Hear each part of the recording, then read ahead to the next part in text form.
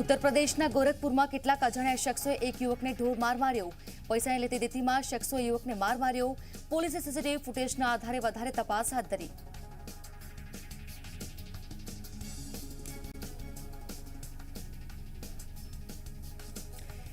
स्वच्छ भारत अभियान अंतर्गत नरेंद्र मोदी संबोधन कर रहा है। सिद्धार्थ जयशुतिया। 10 करोड़ से ज्यादा शौचालयों के निर्माण के साथ देशवासियों ने ये संकल्प पूरा किया। अब स्वच्छ भारत मिशन अर्बन 2.0 का लक्ष्य है गार्बेज फ्री शहर, कचरे के ढेर से पूरी तरह मुक्त ऐसा शहर बनाना। अमृत मिशन इसमें देशवासियों की और मदद करने वाला है। शहरों में 100% लोगों की साफ पानी तक पहुंच हो, शहरों में सीवेज का बेहतरीन प्रबंधन हो, इस दिशा में हम आगे बढ़ रहे हैं।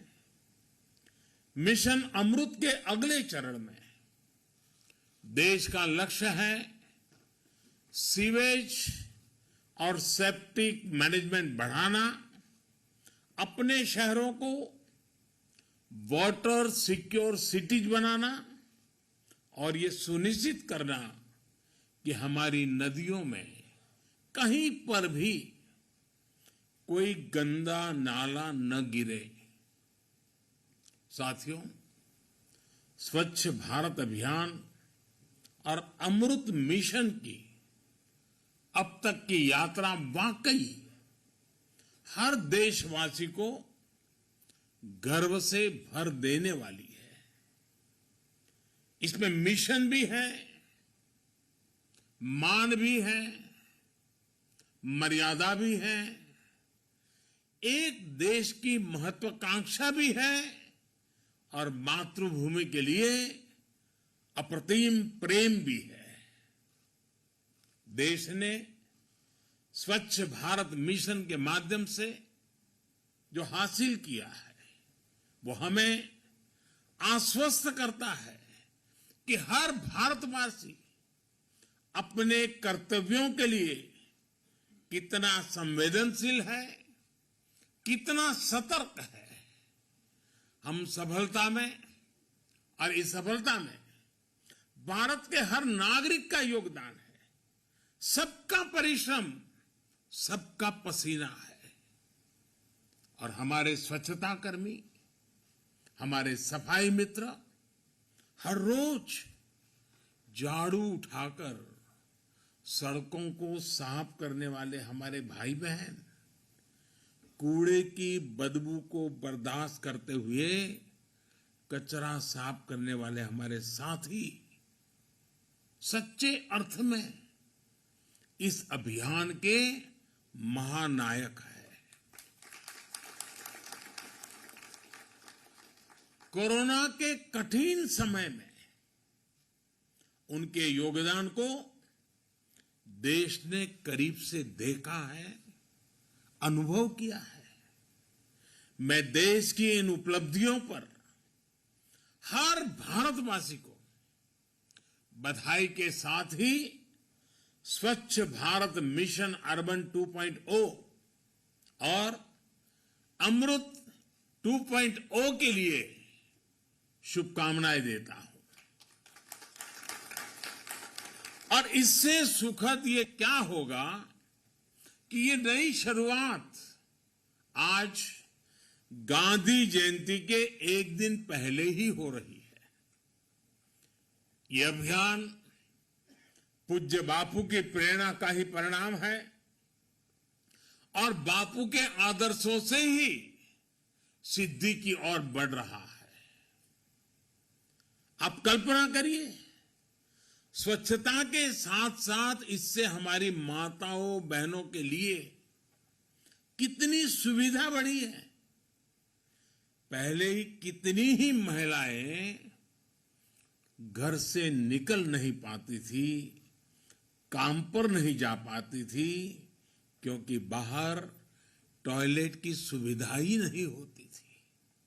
कितनी ही बेटियों को स्कूल में शौचालय न होने की वजह से पढ़ाई छोड़नी पड़ती थी। अब इन सब में बदलाव आ रहा है। आजादी के 75वें वर्ष में देश की इन सफलताओं को, आज के नए संकल्पों को पूज्य बापू के चरणों में अर्पित करता हूं और नमन करता हूं। साथियों, हम सभी का ये भी सौभाग्य है कि आज ये कार्यक्रम बाबा साहब को समर्पित इस इंटरनेशनल सेंटर में आयोजित हो रहा है। बाबा साहब असमानता दूर करने का बहुत बड़ा माध्यम शहरी विकास को मानते थे। बेहतर जीवन की आकांक्षा में गांवों से बहुत से लोग शहरों की तरफ आते हैं। हम जानते हैं कि उन्हें रोजगार तो मिल जाता है, लेकिन उनका जीवन स्तर गांवों से भी मुश्किल स्थिति में रहता है।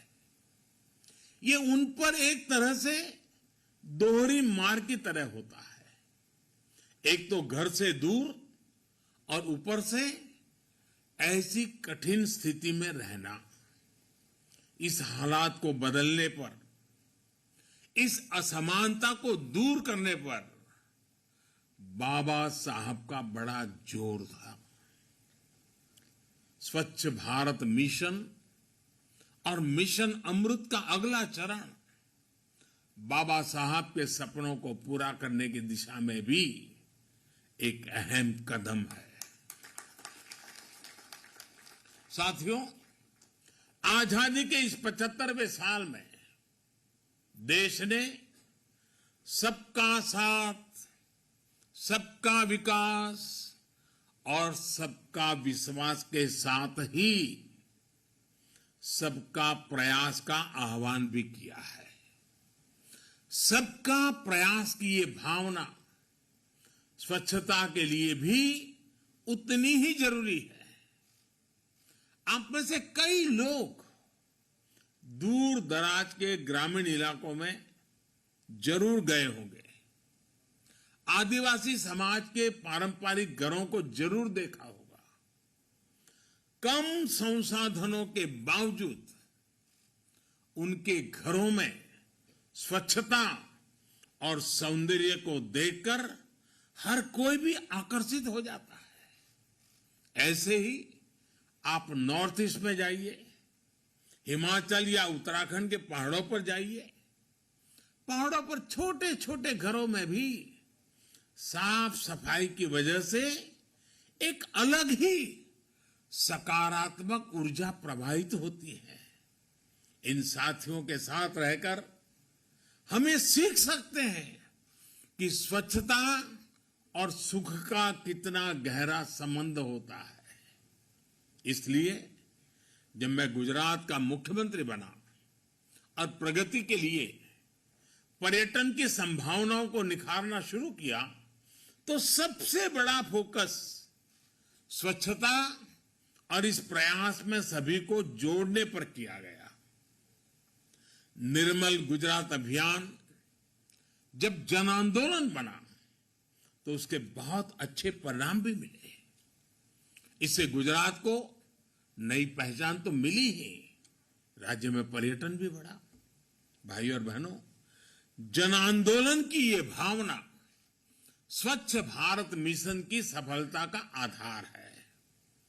पहले शहरों में कचरा सड़कों पर होता था, गलियों में होता था, लेकिन अब घरों से न केवल वेस्ट कलेक्शन पर बल दिया जा रहा है, बल्कि वेस्ट सेग्रीगेशन पर भी जोर है। बहुत से घरों में अब हम देखते हैं कि लोग गीले और सूखे कूड़े के लिए अलग अलग डस्टबिन रख रहे हैं। घर ही नहीं, घर के बाहर भी अगर कहीं गंदगी दिखती है तो लोग स्वच्छता ऐप से उसे रिपोर्ट करते हैं, दूसरे लोगों को जागरूक भी करते हैं। मैं इस बात से बहुत खुश होता हूं कि स्वच्छता अभियान को मजबूती देने का बीड़ा हमारी आज की पीढ़ी ने उठाया हुआ है। टॉफी के रैपर अब जमीन पर नहीं फेंके जाते, बल्कि पॉकेट में रखे जाते हैं। छोटे छोटे बच्चे अब बड़ों को टोकते हैं कि गंदगी मत करिए। दादाजी, नानाजी, दादी जी को बताते हैं ये मत करो। शहरों में नौजवान तरह तरह से स्वच्छता अभियान में मदद कर रहे हैं, इनिशिएटिव ले रहे हैं। कोई वेस्ट से वेल्थ बना रहा है तो कोई जागरूकता बढ़ाने में जुटा है। लोगों में भी अब एक स्पर्धा है कि स्वच्छ भारत रैंकिंग में उनका शहर आगे आना चाहिए, और अगर पीछे रह जाता है तो गांव में भी दबाव खड़ा होता है, भाई क्या हुआ, वो शहर आगे निकल गया, हम क्यों पीछे रह गए, हमारी क्या कमी है। मीडिया के लोग भी उस शहर की चर्चा करते हैं, देखिए वो तो आगे बढ़ गया, तुम रह गए। तो एक दबाव पैदा हुआ है। अब ये माहौल बन रहा है कि उनका शहर स्वच्छता रैंकिंग में आगे रहे। उनके शहर की पहचान गंदगी से भले शहर की ना हो। जो साथी इंदौर से जुड़े हैं या टीवी पर देख रहे होंगे, वो मेरी बात से और भी ज्यादा सहमत होंगे। आज हर कोई जानता है कि इंदौर यानी स्वच्छता में टॉपर शहर। ये इंदौर के लोगों की साझा उपलब्धि है। अब ऐसी ही उपलब्धि से हमें देश के हर शहर को जोड़ना है। मैं देश की हर राज्य सरकार से, स्थानीय प्रशासन से, शहरों के मेयर से आग्रह करता हूं कि स्वच्छता के इस महाअभियान में एक बार फिर से जुट जाए। कोरोना के समय में कुछ सुस्ती भले आई है, लेकिन अब नई ऊर्जा के साथ हमें आगे बढ़ना है। हमें ये याद रखना है कि स्वच्छता एक दिन का, एक पखवाड़े का, एक साल का या कुछ लोगों का ही काम है, ऐसा नहीं है। स्वच्छता हर किसी का, हर दिन, हर पखवाड़े, हर साल, पीढ़ी दर पीढ़ी चलने वाला महाअभियान है।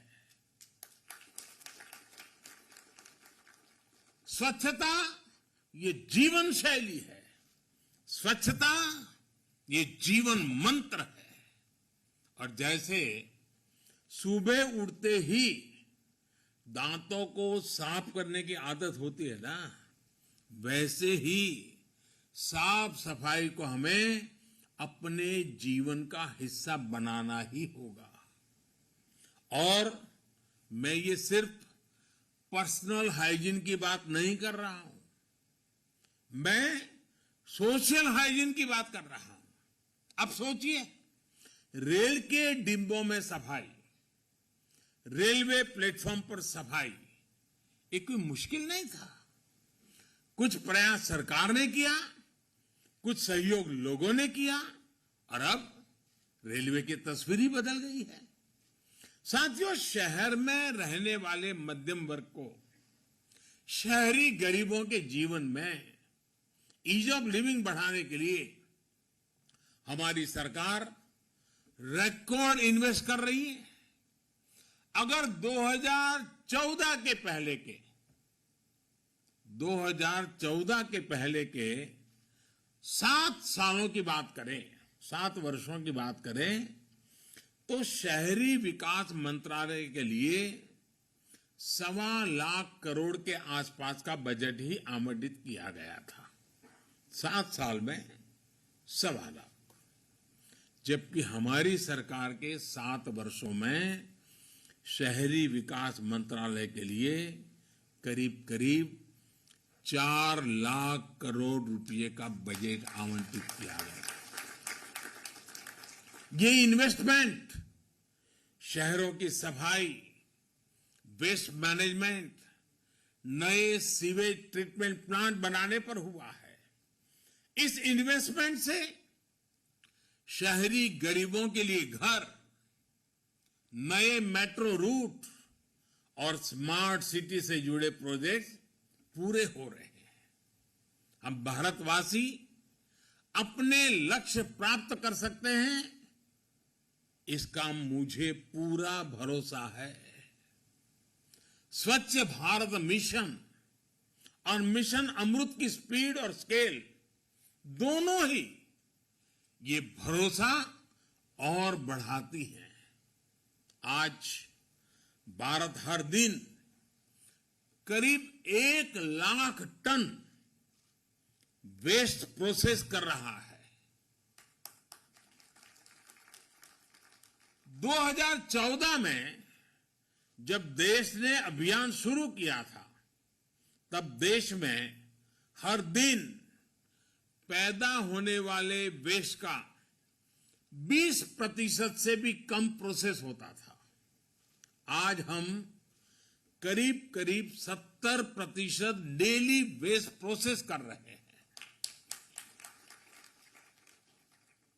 20 से 70 तक पहुंचे हैं, लेकिन अब हमें इसे 100% तक, 100% तक लेकर जाना ही जाना है। और ये काम केवल वेस्ट डिस्पोजल के जरिए नहीं होगा, बल्कि वेस्ट टू वेल्थ क्रिएशन के जरिए होगा। इसके लिए देश ने हर शहर में 100% वेस्ट सेग्रीगेशन के साथ साथ इससे जुड़ी आधुनिक मटेरियल रिकवरी फैसिलिटीज बनाने का लक्ष्य तय किया है। इन आधुनिक फैसिलिटीज में कूड़े कचरे को छांटा जाएगा, रिसाइकिल हो पाने वाली चीजों को प्रोसेस किया जाएगा, अलग किया जाएगा। इसके साथ ही शहरों में बने कूड़े के पहाड़ों को प्रोसेस करके पूरी तरह समाप्त किया जाएगा। और हरदीप जी, जब मैं कूड़े के बड़े बड़े ढेर साफ करने की बात कर रहा हूं, तो यहां दिल्ली में भी ऐसा ही एक पहाड़ बरसों से डेरा डाले हुए है। ये पहाड़ भी हटने का इंतजार कर रहा है। साथियों, आजकल जो दुनिया में ग्रीन जॉब्स की संभावनाओं की चर्चा हो रही है, भारत में शुरू हो रहा ये अभियान अनेकों ग्रीन जॉब्स भी बनाएगा। देश में शहरों के विकास के लिए आधुनिक टेक्नोलॉजी का इस्तेमाल भी लगातार बढ़ रहा है। अभी अगस्त के महीने में ही देश ने national automobile scrappage policy launch की है।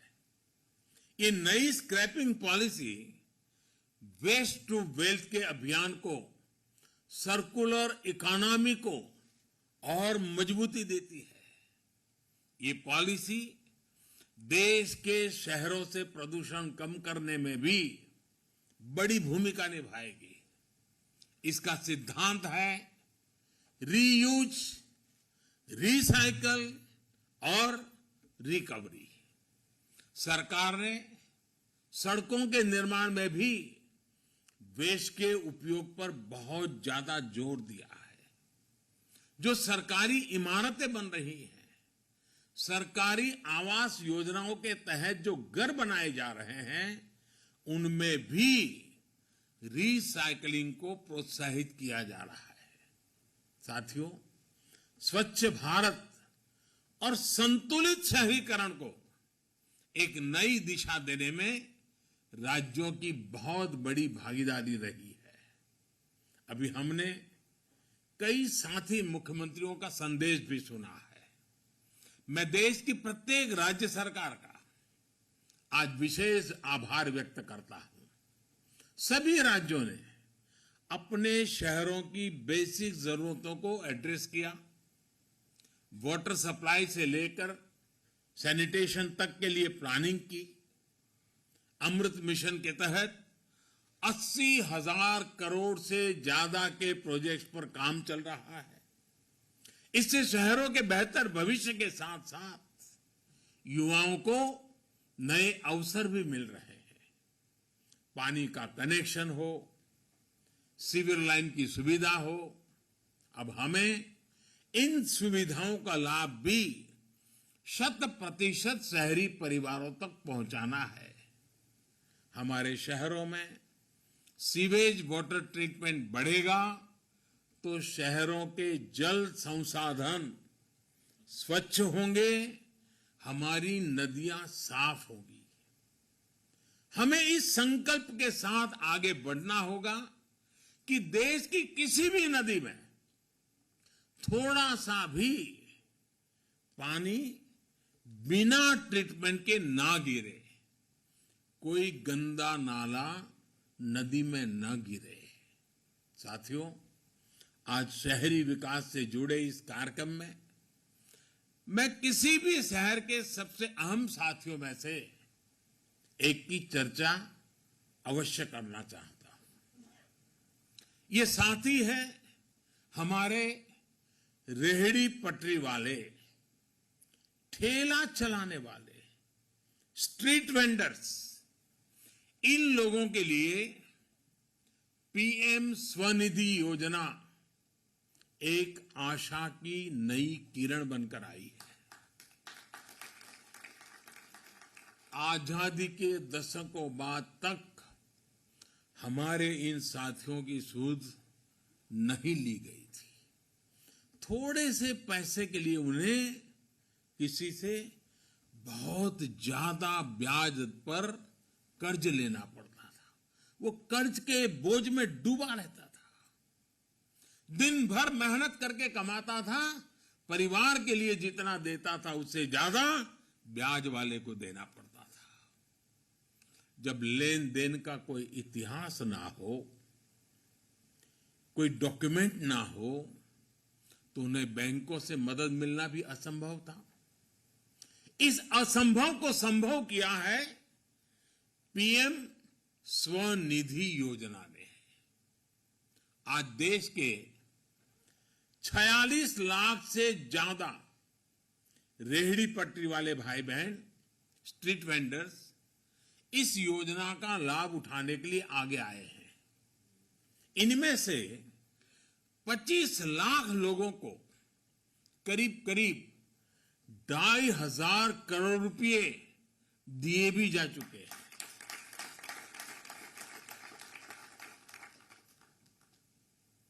स्ट्रीट वेंडर के जेब में 2,500 करोड़ पहुंचाना ये छोटी बात नहीं है जी। ये अब डिजिटल ट्रांजैक्शन कर रहे हैं और बैंकों से जो कर्ज लिया है वो भी चुका रहे हैं। जो स्ट्रीट वेंडर्स समय पर लोन चुकाते हैं उन्हें ब्याज में छूट भी दी जाती है। बहुत ही कम समय में इन लोगों ने 7 करोड़ से अधिक ट्रांजैक्शन किए हैं। कभी कभी हमारे देश में बुद्धिमान लोग कह देते हैं कि गरीब आदमी को ये कहां से आएगा, ठीक है, यही लोग हैं जिन्होंने करके दिखाया है। यानी पैसे देने या लेने के लिए 7 करोड़ बार कोई न कोई डिजिटल तरीका अपनाया है। मैं थोक, और ये लोग क्या करते हैं, थोक विक्रेताओं से जो सामान खरीद रहे हैं उसका पेमेंट भी अपने मोबाइल फोन से डिजिटल तरीके से करने लगे हैं। और जो फुटकर सामान बेच रहे हैं उसके पैसे भी नागरिकों से वो डिजिटल तरीके से लेने की शुरुआत कर चुके हैं। इसका एक बड़ा लाभ ये भी हुआ कि उनकी लेन देन की डिजिटल हिस्ट्री भी बन रही है, और इस डिजिटल हिस्ट्री की वजह से बैंकों को पता चलता है कि हाँ, इनका कारोबार ऐसा है और इतना चल रहा है, तो बैंकों द्वारा उन्हें अगला लोन देने में आसानी हो रही है। साथियों, पीएम स्वनिधि योजना में 10,000 रुपये का पहला लोन चुकाने पर 20,000 का दूसरा लोन, और दूसरा लोन चुकाने पर 50,000 का तीसरा लोन, ये मेरे स्ट्रीट वेंडर्स को दिया जाता है।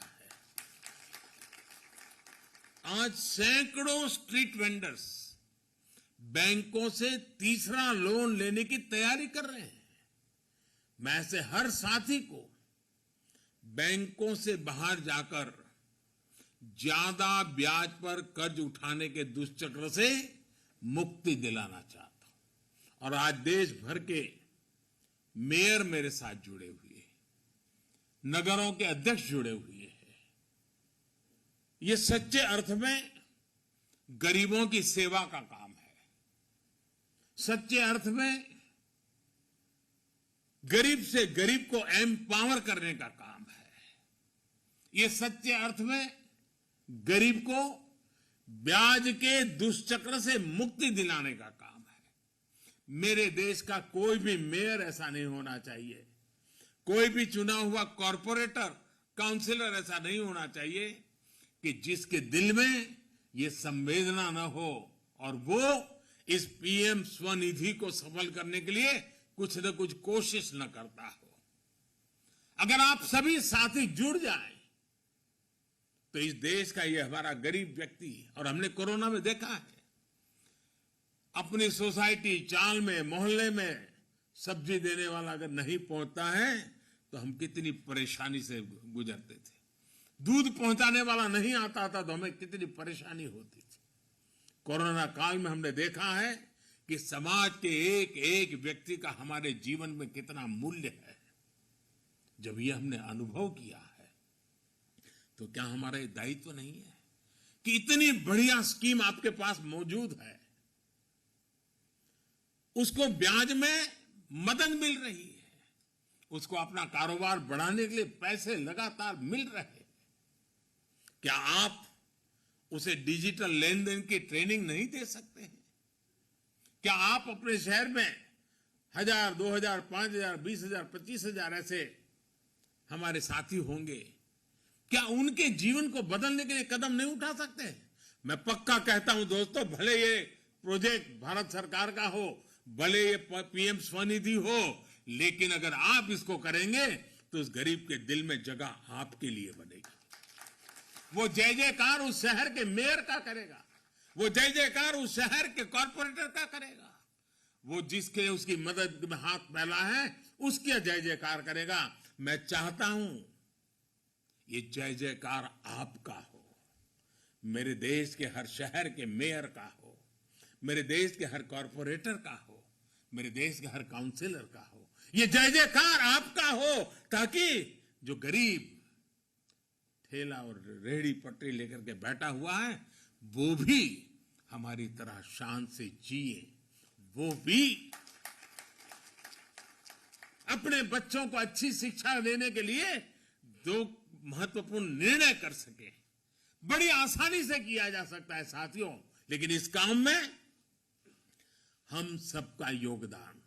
मैं सभी कमिश्नर से कहना चाहूंगा, ये मानवता का काम है, ये ग्रास रूट लेवल पर आर्थिक सफाई का भी काम है, एक स्वाभिमान जगाने का काम है। देश ने आपको इतना प्रतिष्ठित पद पर बिठाया है, आप दिल से इस पीएम स्वनिधि कार्यक्रम को अपना बनाइए, जी जान से उसके साथ जुटिए। देखते ही देखते देखिए आपके गांव के हर परिवार सब्जी भी खरीदता है, डिजिटल पेमेंट दे रहा है, दूध खरीदता है, डिजिटल पेमेंट दे रहा है, जब वो थोक में लेने जाता है डिजिटल पेमेंट करता है। एक बड़ा रिवॉल्यूशन आ जाएगा। इन छोटी सी संख्या के लोगों ने 7 करोड़ ट्रांजैक्शन किए। अगर आप सब इनकी मदद में पहुंच जाए तो हम कहां से कहां पहुंच सकते हैं। मेरी आज इस कार्यक्रम में उपस्थित शहरी विकास के साथ जुड़े हुए सभी इकाइयों से व्यक्तिगत रूप से आग्रह है कि आप इस काम में पीछे मत रहिए। और बाबा साहब आम्बेडकर के नाम से जुड़े उस भवन से जब मैं बोल रहा हूं, तब तो गरीब के लिए कुछ करना हमारा दायित्व बन जाता है। साथियों, मुझे खुशी है कि देश के 2 बड़े राज्य उत्तर प्रदेश और मध्य प्रदेश, इन दोनों राज्यों में सबसे ज्यादा स्ट्रीट वेंडर्स को बैंकों से लोन दिया गया है। लेकिन मैं सभी राज्यों से आग्रह करूंगा, इसमें भी स्पर्धा हो। कौन राज्य आगे निकलता है, कौन राज्य सबसे ज्यादा डिजिटल ट्रांजैक्शन करता है, कौन राज्य सबसे ज्यादा तीसरी लोन, स्ट्रीट वेंडर्स को तीसरी लोन तक ले गया है, 50,000 रुपया उसके हाथ में आया है, ऐसा कौन राज्य कर रहा है, कौन राज्य सबसे ज्यादा करता है। मैं चाहूंगा उसकी भी एक स्पर्धा कर लिया जाए और हर 6 महीने 3 महीने इसके लिए भी उन राज्यों को पुरस्कृत किया जाए, उन शहरों को पुरस्कृत किया जाए। एक तंदुरुस्त स्पर्धा गरीबों की कल्याण करने की, एक तंदुरुस्त स्पर्धा गरीबों का भला करने की, एक तंदुरुस्त स्पर्धा गरीबों को सशक्त करने की। आइए उस स्पर्धा में हम सब जुड़े, सभी मेयर जुड़े, सभी नगर अध्यक्ष जुड़े, सभी कॉर्पोरेटर जुड़े, सभी काउंसिलर जुड़े। साथियों, हमारे यहां शास्त्रों में कहा गया है, आस्ते भग आसीन यह ऊर्ध्व तिष्ठति तिष्ठतः शेते निपद्यमानस्य चराति चरतो भगः चरैवति। अर्थात कर्म पथ पर चलते हुए अगर आप बैठ जाएंगे तो आपकी सफलता भी रुक जाएगी। अगर आप सो जाएंगे तो आपकी सफलता भी सो जाएगी। अगर आप खड़े होंगे तो सफलता भी उठ खड़ी होगी। अगर आप आगे बढ़ेंगे तो सफलता भी वैसे ही आगे बढ़ेगी। और इसलिए हमें निरंतर आगे बढ़ते ही रहना है। चरैवति चरैवेति चरैवेति चरैवेति। इस चरैवेति चरैवेति के मंत्र को लेकर के हम चल पड़े और अपने शहर को इन सभी मुसीबतों से मुक्ति दिलाने का बीड़ा उठाए। हमें एक ऐसा भारत बनाना है जो स्वच्छ हो, समृद्ध हो और दुनिया को सस्टेनेबल लाइफ के लिए दिशा दे। मुझे पूरा विश्वास है हम सभी देशवासियों के प्रयासों से देश अपना ये संकल्प जरूर सिद्ध करेगा। इन्हीं शुभकामनाओं के साथ आप सभी का बहुत बहुत धन्यवाद, बहुत बहुत शुभकामनाएं।